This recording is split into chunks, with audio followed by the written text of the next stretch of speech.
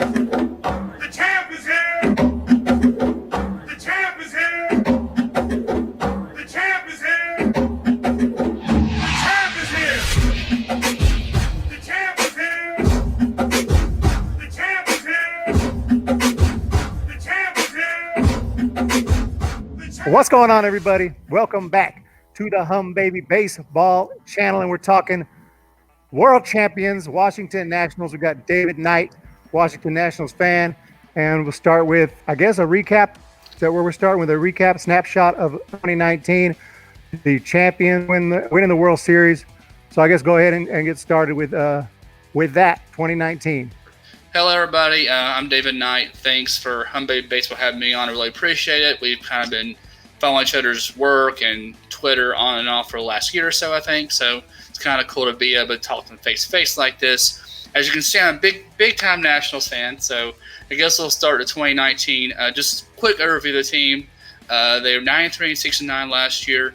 After a terrible 19-31 start, we came back and got on fire, and we got that wild card spot, which was not fun because the Mets were just as hot as we were, and so were the Braves. And we couldn't beat the Braves in September at all. They just kicked our ass all month. But we got in the wild card, and as much as I love my team, I was shocked that we actually won the World Series. I was ecstatic, obviously, but World Series champions took home the World Series last year. Overall league rankings now, I do them based on Baseball Reference, and they have these rankings based on different metrics. I try to use like a balance of more advanced cybermetric stuff. So offensively, based on that, we were 11th at 100 OPS plus, which is, don't know if that's kind of league average for OPS plus. 100 is league average. And same for ERA plus as well. We were 11th in that at 108 ERA plus, which I'll guarantee you that was all rotation, not our bullpen. Defensively, we're based on defensive efficiency. I had us ranked 12th. So just a brief overview in regards to that. So we've got our departures here. Yeah, departures. We lost some notable names last year. Big one, of course, there being Anthony Rendon, obviously going to the Angels. As much as I would have loved him to stay, I kind of came to grips with the fact that we were going to keep him because we have a history of not wanting to pay position players their money within the time of the contract. The ownership group pulls this deferred money shit, and it's kind of like, really, guys? But anyway, so we lost him to the Angels. Dozier, of course, signed a minor league deal with the Giants Padres. He talked about that, I think, the other day. Gerald Perra, Baby Shark himself, ended up going overseas. Helix and Glover retired due to injuries. Then Rodney left, and we lost Matt Adams to a minor league deal with the Mets. It looks like the only major contributor might have been Rendon. Yeah, Rendon was obviously, he was a big one, definitely. He was one of the top rates on the market anyway.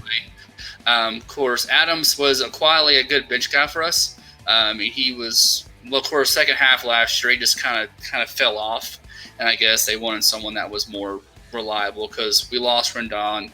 But we got, as you'll see in a second, we got some pretty good names who might be able to fill it. All right, as you can see from the acquisition page here, a lot of these guys we just are re-signing. We brought them back. Brought back Strasburg for that big contract. He actually deferred money, but pitchers are more apt to take that because of arm injuries. So that makes more sense. Brought back Ryan Zimmerman, of course, Mr. National himself.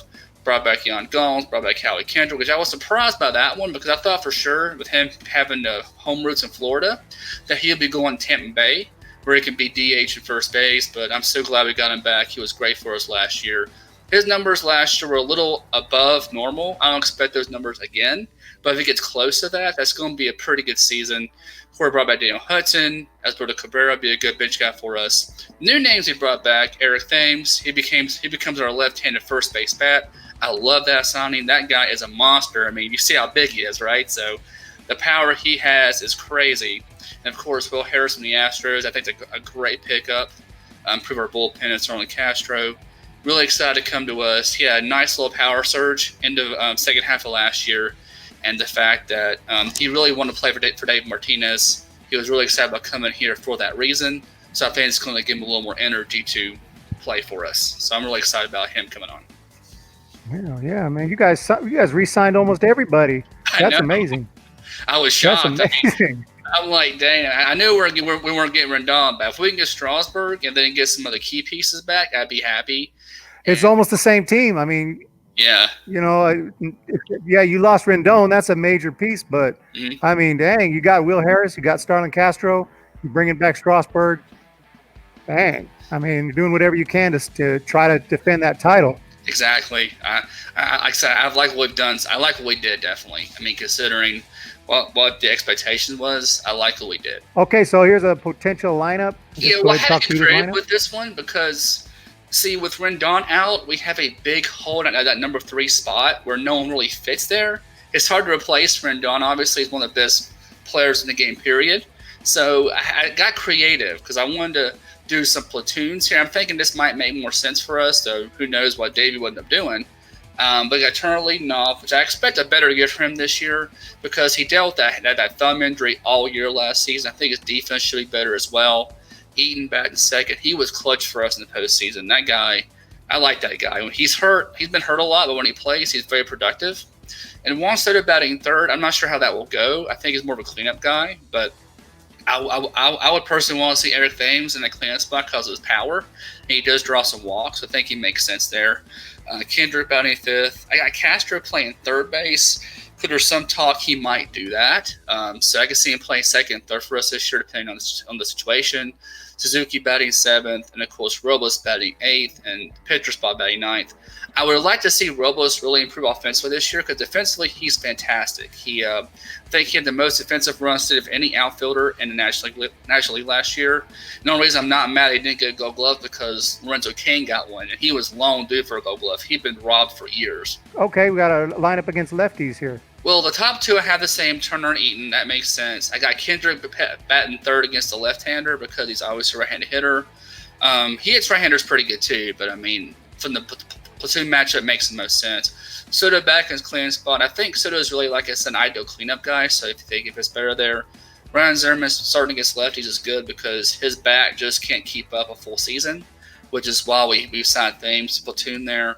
Chris Suzuki, of course, will be the main catcher for his batting six. I got Carter Kieboom starting against lefties. Again, I think we need to get Kieboom playing time because I think this is his make or break year. He's been our top prospect for a while now. We don't have a lot of top prospects. Our farm system is pretty weak, and we need to see if he can do anything for us. And then Robles again batting eighth, and of course the pitcher. So a little variation, but not a huge difference. That's a cool name, though, Carter Kieboom. Yeah. I'll give him that. And interesting, you already knew this, but I think his brother Spencer's a catcher in our Double-A team because they both been playing for a while now. And Spencer stays in Double-A just because, which a lot of the bench guys, the guys who won't make the team, who are like 40-man guys, probably will, because our Triple-A team's all the way in freaking Fresno.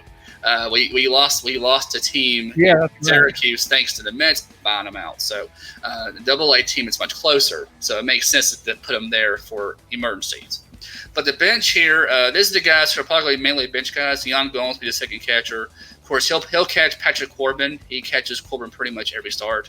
Michael Taylor, of course, great speed, great defender in the outfield. At one point, he was going to be our everyday center fielder. But the problem with him was he just couldn't hit it consistently on a day-to-day basis. And, of course, we have switch hitter Esberdell Cabrera, who could play first, second, or third. He's not great at any position, but he can do them good enough to get by. He's mainly a bat first guy anyway. So next, rotation. Looks really good. This is a nice rotation. That's our strength. Definitely our strength. That carried us last year. Carried us in the postseason. Mad Max, I'm hoping he's back healthy this year. He had a lot of upper back, shoulder problems in the second half, which really hurt his season, and he was still top 3 Cy Young. So, I mean, if he's healthy, despite being, because I'll be 36 this month, so despite, being my age, which is old for baseball, he's still one of the best pitchers in the game. Steven Strasburg, we know what he did, brought him back, has best year last year, leveraged it for a good contract. Corbin is our lefty. I mean, he was mainly used as a bullpen guy last year, but he was very good. Anibal Sanchez, I think he had some injuries first part of the season, but when he got healthy with his lower body, when he got healthy, he was pretty effective, and he was great in the postseason. I mean, he was money when he started for us.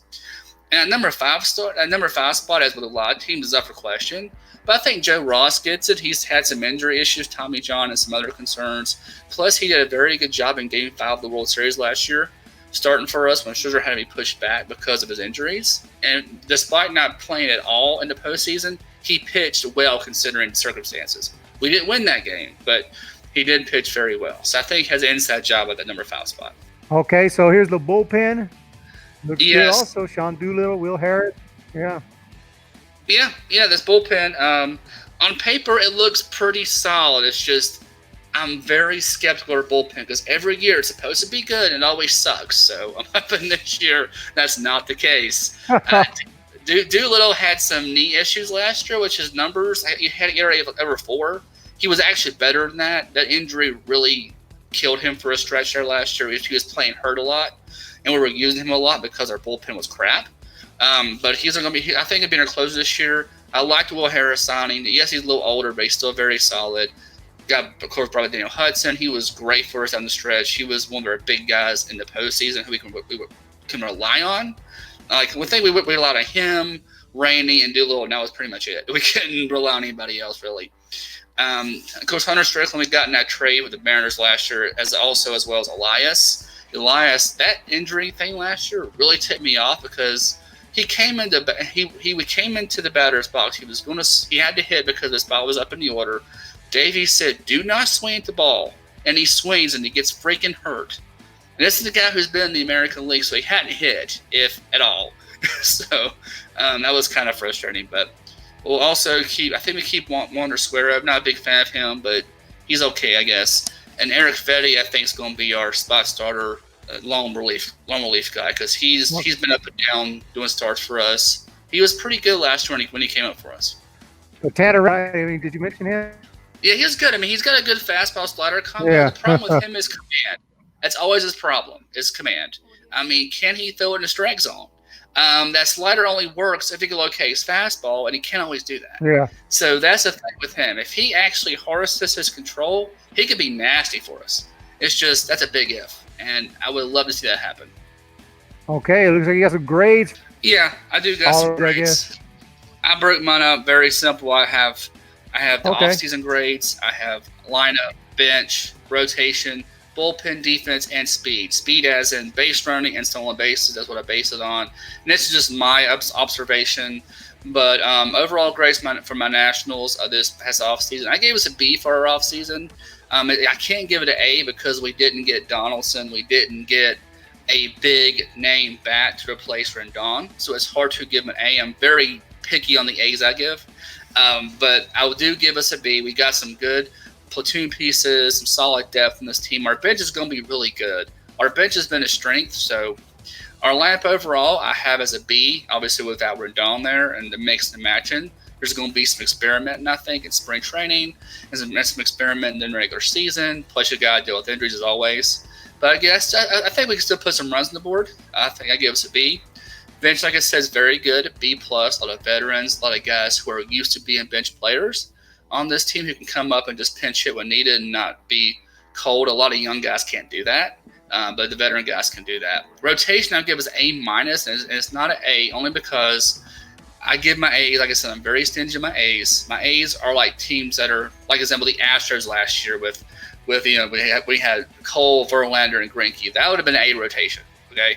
That's what gets an A for me. But definitely A-, strong rotation. Bullpen, I'm being cautiously optimistic and giving us a B-, just because on paper we could be better than that. But I've been burned the last few years. I don't trust it. So I'm going to say B-. Defense, I'm giving us a C+. This is my lowest grade because we lost Rendon, who's actually a very underrated defender. He's very good at third base. Everybody thinks he was bad. But overall, he's a very good defender at third base. And we still have Robles and we still have Turner. But beyond that, Soto struggles defensively in left field. Eaton doesn't have the range he used to. Suzuki is more of an offensive guy. So I'm giving a C+. Speed, I'm giving us A-. A lot of people don't think the Nationals, as a base run team, we still have a lot of bases. We have Trey Turner. Eaton will steal bases. Even Juan Soto will steal some bases as well. And, of course, Michael Taylor, Victor Robles. Obviously, we got a lot of threats in this team. So I'm giving us an A- in regard to speed. And my overall grade is 85.8, which is a solid B. Now, in perspective, if you check on my channel, see the other previews I do, for the ones I've done so far, the contenders or solid teams seem to be in that B range based on my system. I may have to edit for next year, but this is what I went for this year. And 86, it's a solid B. To me, that's a competitive team. Now, I think we can make the playoffs. It's not going to be easy. The Mets made improvements. They picked up Michael Wacha, and they picked up, I think, Rick Porcello for the back end of that rotation. They also picked up made some other smart moves. Of course, the Phillies made some moves. Everyone in the division pretty much made efforts to get better, including the division champion Braves. So it's not a gimme. I think the only team we're better than is the Marlins, because the Marlins are still in a rebuild, and even they didn't have a bad offseason. They got Jonathan Villar, and they picked up some solid veteran guys. So I think we're going to be competitive at least. I think we're going to make a playoff run, and I think we can go for the division. Now, whether we beat the Dodgers or not, it's a different story. We beat them last year. I don't know if we get a chance to do it again this year. We'll see how things go, but I'm excited. I mean, I was happy about it, and I don't. Everyone's just counting us out. I don't think so. I think we're still in it just as good as anyone else. Appreciate you coming in and giving your thoughts on the Nationals.